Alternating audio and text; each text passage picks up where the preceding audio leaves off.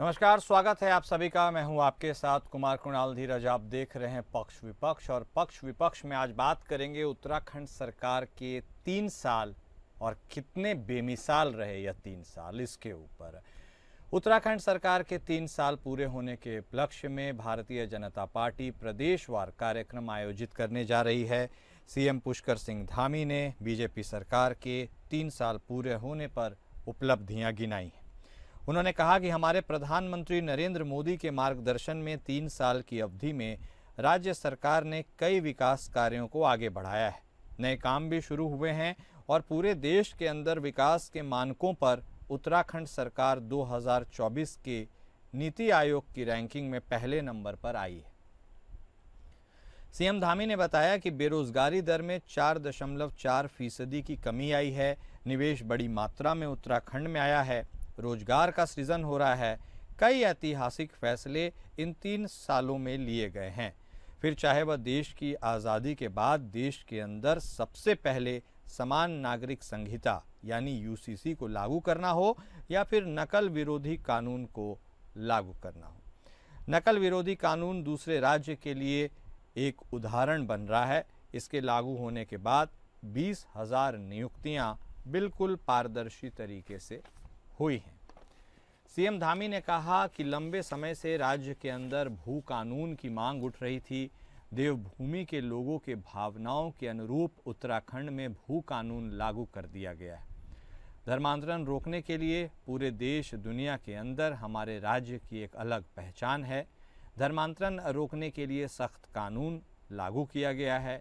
दंगा रोकने के लिए भी हमने सख्त कानून बनाया है। ऐसे अनेक फैसले लिए हैं जिससे उत्तराखंड देश में मिसाल बना है। सीएम धामी ने सरकार के 3 साल पूरे होने पर उपलब्धियां गिनाई हैं, लेकिन जो सीएम धामी ने कहा है उसमें कितनी ज़मीनी सच्चाई है। 3 साल में उत्तराखंड की बीजेपी सरकार ने अपने वादों को कितना पूरा किया और इस दौरान उत्तराखंड में कितना विकास हुआ, इसी पर आज हम चर्चा करेंगे। तो उत्तराखंड में धामी सरकार के 3 साल और उसके उपलक्ष्य में तमाम कार्यक्रम प्रस्तावित हैं। 3 साल में ऐसा मानना है मुख्यमंत्री धामी का कि उन्होंने कई ऐतिहासिक निर्णय लिए हैं, चाहे बात यूसीसी की हो या फिर नकल विरोधी कानून की, और उसके साथ ही उन्होंने नीति आयोग की रैंकिंग का भी उल्लेख किया। उन्होंने कहा कि उसमें भी नंबर 1 है। बेरोजगारी दर पर बातचीत की। धर्मांतरण एक बड़ा मुद्दा रहा है और उस पर भी उन्होंने अपनी बात रखी है कि उसको रोकने के लिए एक सख्त कानून लागू किया गया है। ऐसे में उत्तराखंड में एक और कानून जिसकी चर्चा काफ़ी अरसे तक होती रही है वह था सख्त भू कानून। इसे भी लागू किया गया है। तो सरकार अपनी उपलब्धियों को गिनाने में कोई कोर कसर नहीं छोड़ रही है, लेकिन लागू तो यह तमाम कानून जिसके बारे में बात की जा रही है ये किए गए। ऐसे में लेकिन ज़मीनी हकीकत क्या है, ज़मीन पर इम्प्लीमेंटेशन कितना है, क्या ये सारी चीज़ें जिस नीयत से बनाई गई थी उसका रिजल्टेंट फलाफल मिल रहा है या इसमें कुछ रोड ब्लॉक्स अभी भी मौजूद हैं। इन तमाम मुद्दों पर आज हम बातचीत करेंगे और चर्चा करेंगे। उत्तराखंड में जो 3 साल सरकार के हुए वह कितने बेमिसाल रहे, इससे लोग कितना संतुष्ट हैं, इन तमाम चीज़ों को देखने और समझने की कोशिश करेंगे।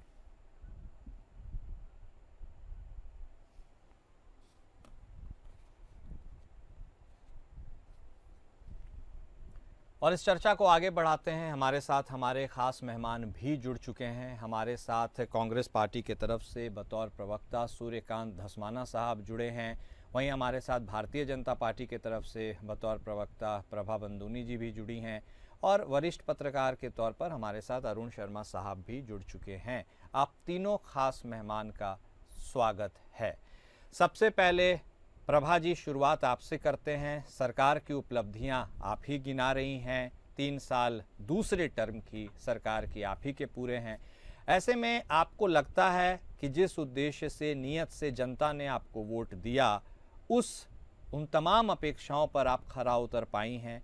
कुछ रोड ब्लॉक्स आए, आपने बहुत सारे कानूनों की चर्चा की, लेकिन कुछ ऐसे भी तो बात रही होगी जो आपको लगता होगा कि नहीं, इसमें हम थोड़ा पीछे रहें, इसको और सुधार करने की जरूरत है या कुछ और कदम उठाने की जरूरत है? ओपनिंग कमेंट प्रभा जी आप ही से। हाँ जी कुणाल जी, मैं सबसे पहले तो हमारी धामी सरकार के 3 वर्ष पूरे होने जा रहे हैं 22 तारीख को, तो उसके लिए मैं सभी प्रदेशवासियों को अपनी तरफ से शुभकामनाएं देती हूँ। और जिस प्रकार से धामी सरकार ने अपने सभी वादे पूरे किए हैं जब वो सत्ता में आई थी, और एक एक करके सभी वादों को इन 3 सालों में हमने देखा है किस प्रकार उन्होंने पूरा किया है, वो सब जनता के समक्ष है। देखिए कुणाल जी, अगर हमारी कोई उपलब्धियां होती है तो वो जनता के लिए ही हम निर्णय लेते हैं, उन्हीं के लिए हमारी सरकार काम करती है। तो जब जनता के लिए हमने काम किए हैं तो आज निश्चित तौर पर हम गर्व के साथ कह रहे हैं कि हमने जनता से जो वादे किए थे वो सब हमने धरातल पर पूरे किए हैं। अब अगर इसमें सबसे पहले मैं महिलाओं के लिए बात करूं तो आप देख लीजिए, हमारी सरकार ने ही महिलाओं को सबसे पहले 30% का क्षैतिज आरक्षण दिया है, तो ये अपने में एक बहुत बड़ी उपलब्धि है उत्तराखंड में। अगर हम महिलाओं को देखें, आज एकल जो महिला है उनके लिए अगर रोजगार की व्यवस्था करना हो, अभी निर्णय धामी सरकार ने लिया है कि उनको 2 लाख रुपए तक की धनराशि रोजगार के लिए दी जाएगी, जिसमें 1.5 लाख की धनराशि पे कोई भी उनको बिना सब्सिडी के उनको दी जाएगी। तो देखिए ये अपने में एक बहुत बड़ा निर्णय है। अगर इसके साथ ही हम पेंशन योजना की बात करें तो वृद्धावस्था जो पेंशन है वो दोनों पति और पत्नी दोनों को दी जाएगी। तो इस प्रकार हम कह सकते हैं कि धामी सरकार ने जो उपलब्धियां जन कल्याण की योजनाएं उत्तराखंड में लागू करी हैं वो अद्वितीय है, और हम कह सकते हैं एक एक करके उन्होंने अपने सभी वादों को पूरा किया है। चाहे फिर वो उसमें अगर आप देख लीजिए, अभी हमने 38 खेलों का आयोजन उत्तराखंड में किया है, तो अपने आप उत्तराखंड ने इतिहास रचा है। और यहाँ का अगर पहले हम उत्तराखंड को देवभूमि वीर भूमि कहते थे, लेकिन आज आप देख लीजिए कुणाल जी, यहाँ का इंफ्रास्ट्रक्चर इतना अच्छा हो गया है कि आज देवभूमि को हम खेल भूमि के नाम से भी अगर नवाजे तो कोई अतिशयोक्ति इसमें नहीं होगी। तो मैं एक एक करके आपको ये कहना चाहूंगी, ऐसे बहुत सारी युवाओं को रोजगार देने की बात हो तो जब से धामी सरकार आई है तो 20,000 सरकारी नौकरियां हम दे चुके हैं। अगर आप MSME की बात करें, जिसमें हम छोटे उद्योगों की बात करते हैं कि जो हमारे स्किल्ड युवा होते हैं उनको अगर हमें रोजगार देना है तो उसके लिए भी धामी सरकार ने कई योजनाएं लेकर आए हैं। तो इस प्रकार अगर मैं उपलब्धियों की बात करूं कुणाल जी, तो इतनी अनेकों उपलब्धियां जो आज धरातल पर काम कर रही हैं, केवल ये बातें नहीं है। तो इसके लिए धामी सरकार निश्चित तौर पर बधाई की पात्र है और जनता ने उनके सारे कार्यों को धरातल पर देखा है। ठीक है प्रभा जी।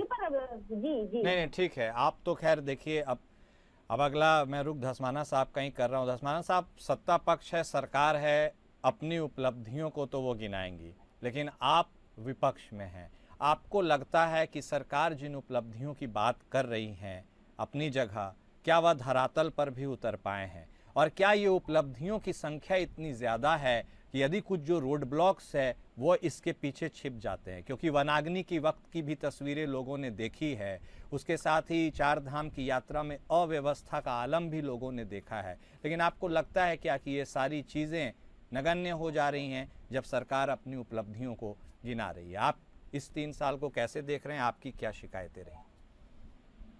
मेरी शिकायत का सवाल नहीं है। इस प्रदेश के अंदर जो 3 साल का लेखा जोखा आप लगातार जब से सरकार बनी तब से लेके अब तक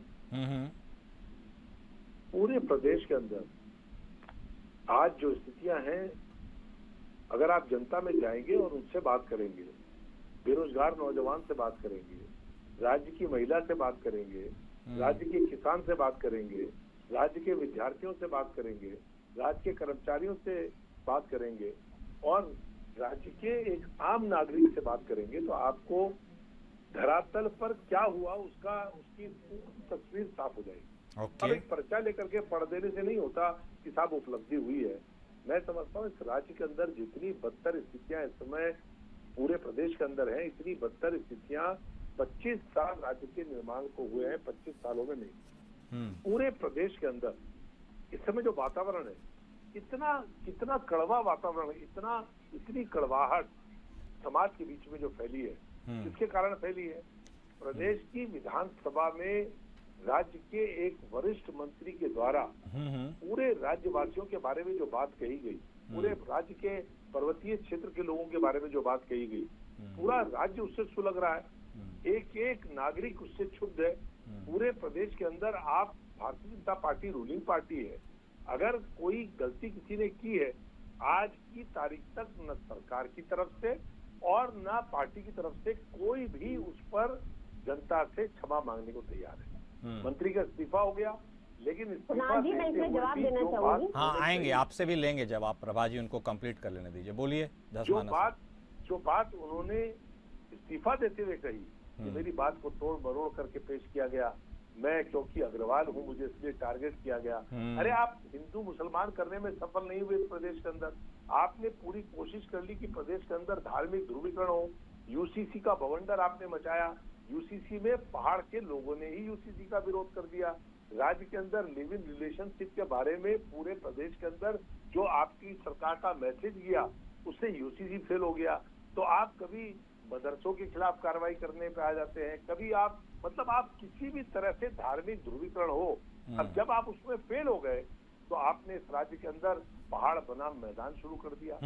बेरोजगारी का आलम ये है कि 25 वर्षों में अगर आप रिकॉर्ड देखें, मैं ये बात केवल कांग्रेस के उपाध्यक्ष होने के नाते या कांग्रेस की तरफ से प्रवक्ता होने के नाते मैं ये आरोप नहीं लगा रहा हूँ। आप अगर आंकड़े देखें तो प्रदेश के अंदर जो बेरोजगारी है उसकी दर 25 वर्षों में, मैं राज्य बनने से पहले की बात नहीं कर रहा हूँ, 25 वर्षों में आज जिस प्रकार से बेरोजगारी अपने चरम पर है, इतनी बेरोजगारी इस राज्य के अंदर कभी नहीं हुई। और रोजगार देने के नाम पर भर्ती घोटाला किस सरकार में हुआ?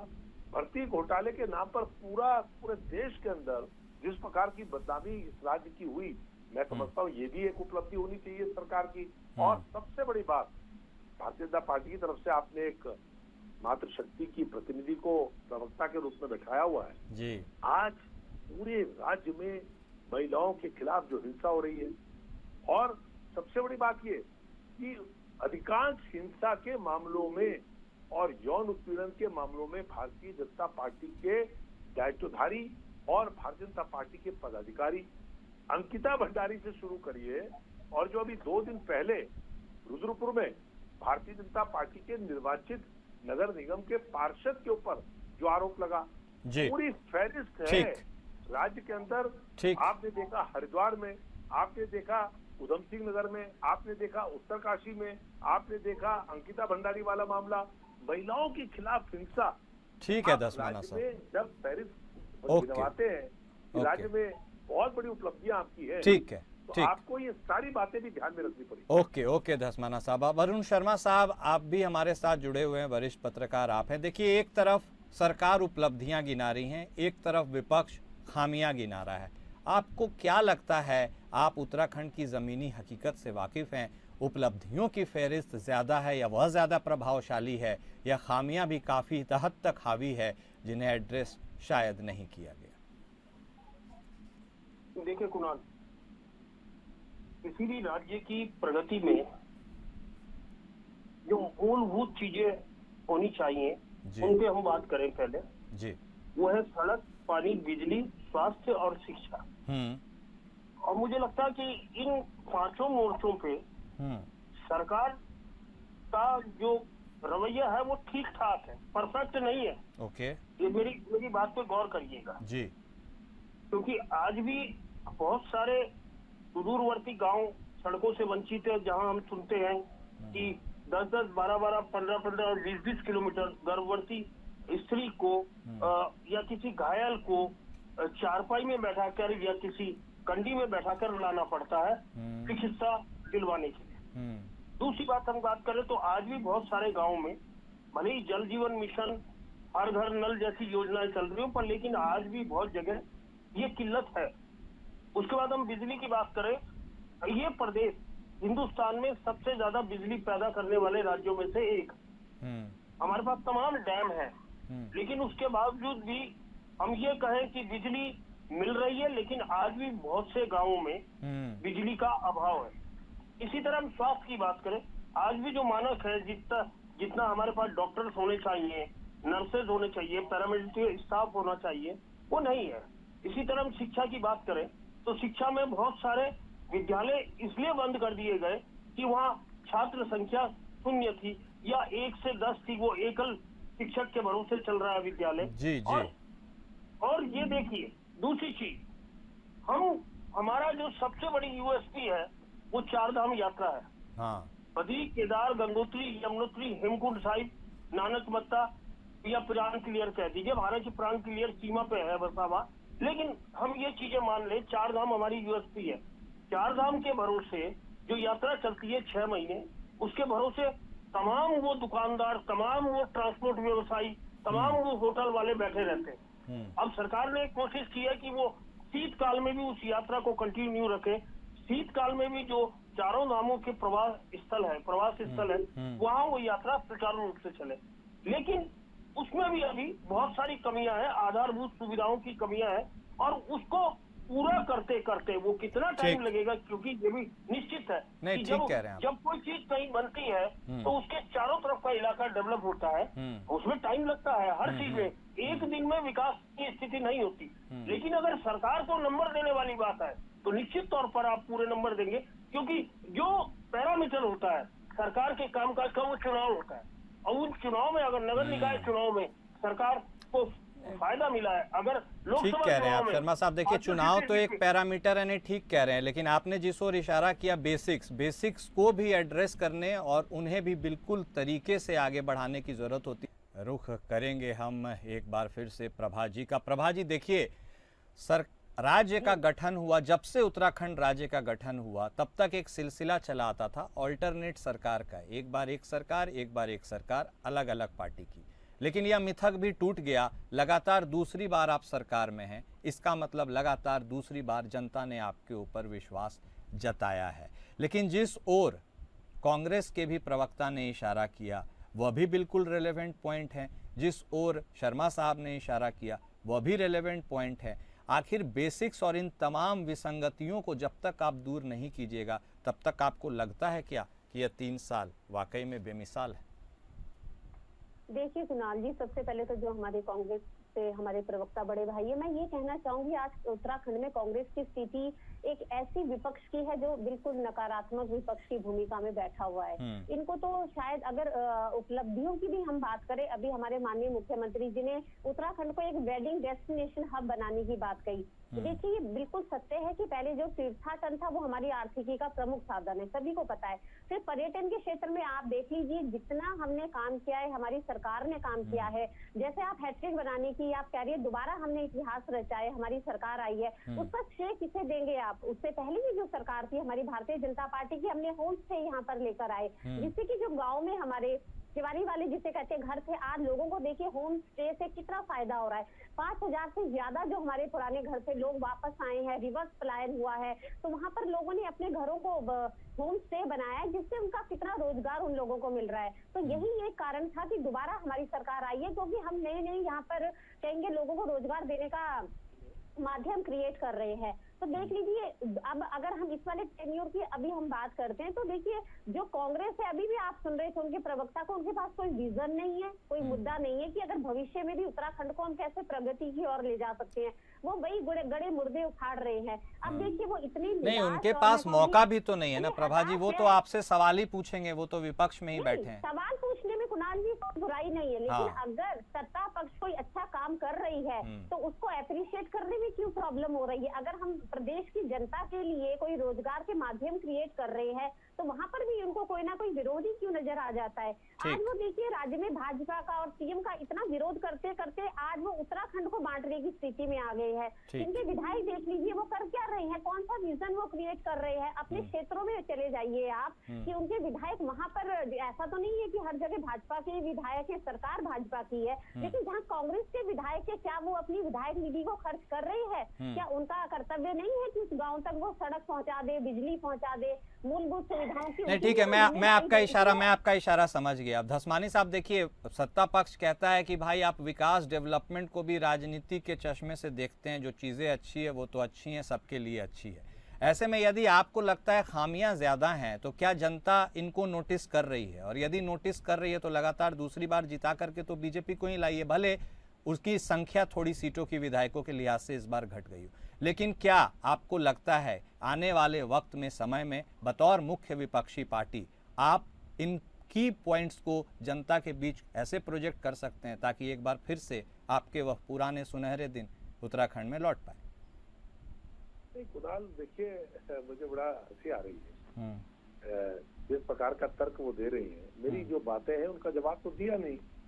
आपने उल्टा हमारे ऊपर कह दिया कि हम पहाड़ मैदान कर रहे हैं। पहाड़ मैदान का विधानसभा के अंदर पूरे देश और दुनिया ने इनके सबसे सीनियर मिनिस्टर राज्य में माननीय मुख्यमंत्री के बाद दूसरे नंबर पे माननीय वित्त मंत्री आते हैं। और व्यक्तिगत वो मेरे मित्र हैं, लेकिन जिस प्रकार की भाषा का, असभ्य भाषा का, जिस प्रकार की असंवैधानिक भाषा का उन्होंने इस्तेमाल किया, वह क्या आप उस पर कोई मतलब ये उल्टा चोर कोतवाल को डांटे।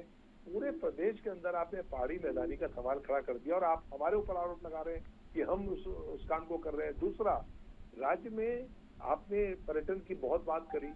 4 धाम हमारी पूरे प्रदेश की लाइफ लाइन है जी। और खास तौर पे गढ़वाल की।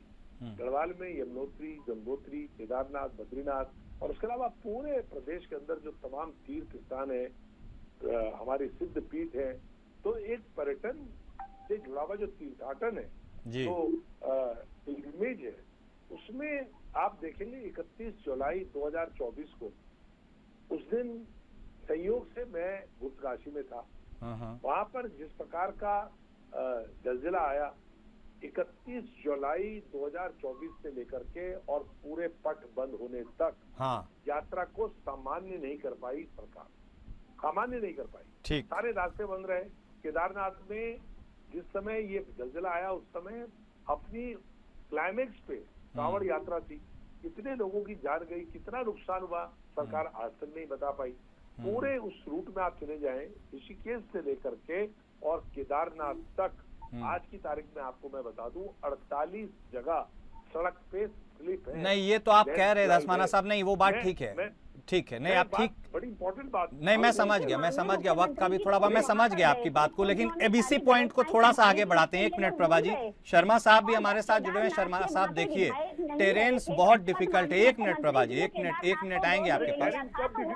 1 मिनट, नहीं 1 मिनट शर्मा साहब, नहीं 1 मिनट आएंगे, आप समय का अभाव है, थोड़ा शर्मा साहब से भी बात कर लेते हैं। शर्मा साहब देखिए, टेरेंस डिफिकल्ट है, सब कुछ ठीक है, लेकिन इसीलिए ऑल वेदर रोड का भी कंसेप्चुअलाइजेशन हुआ था। ऑल वेदर रोड के लेकर के आपको लगता है वह प्रोग्रेस और तीर्थाटन, पर्यटन, तमाम चीजें बात कर रही है, क्या उत्तराखंड उन तमाम कसौटियों पर खरा उतर पा रहा है मौजूदा वक्त में? देखिए कुणाल जी, बहुत सारी चीजें इससे जुड़ी हुई हैं एक दूसरे से। अगर हम ऑल वेदर रोड की बात कर रहे हैं, तो जहां भी उस ऑल वेदर रोड का काम हुआ है, वो रोड वास्तव में देखने लायक है। अगर उस आधी रोड पे कहीं लैंडस्लाइड हो भी जाता है तो आधी रोड खुली रहती है।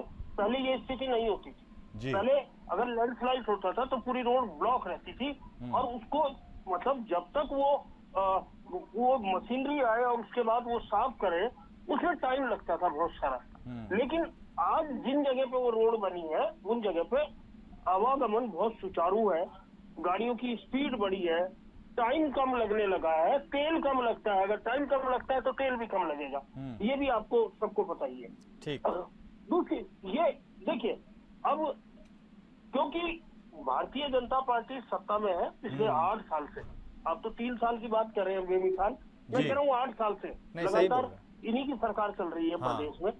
और पिछले लगभग 11 साल से लोकसभा की सीटें भी यही ले जा रहे हैं। ले जा रहे हैं। और अभी हाल में ही जो नगर निकाय चुनाव हुए उसमें भी इन्होंने बढ़त बढ़ाई। मतलब मेयर की स्थिति तो ये थी कि 11 में से 10 मेयर इनके जीते और एक मेयर जो श्रीनगर की जीती है वो अभी पुरानी भाजपा की कार्यकर्ता रही है। तो आप ये मान के चले कि सारे के सारे इन्हें मिले। मैंने अभी कहा कि पैरामीटर अगर माने तो जनता का पैरामीटर वोट होता है। नहीं वो तो ठीक अगर अगर अगर उसमें ये सफल है, जीत रहे हैं, तो इसका मतलब कहीं ना कहीं जनता संतुष्ट है। सही बोल रहे हैं। दूसरी तरफ यह है कि कांग्रेस की स्थिति है कि कांग्रेस इस राज्य का प्रमुख विपक्षी दल है और कांग्रेस की भी 2 बार सरकार रही है।